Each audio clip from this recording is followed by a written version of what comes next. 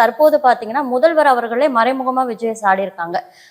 கட்சி ஆரம்பிச்சோம், நான் தான் அடுத்த முதல்வர் வேட்பாளர்னு சொன்ன உடனே நாங்க ஆட்சிக்கு வரல, இது 75 ஆண்டுகால பழமையான கட்சி அப்படின்னு சொல்றது விஜயை தான் தாக்குறாரு அப்படின்னு சொல்லிட்டு நிறைய சோசியல் மீடியால சர்ச்சைகள் போயிட்டு இருக்கு. இது குறித்த உங்களுடைய கருத்து என்ன சார்?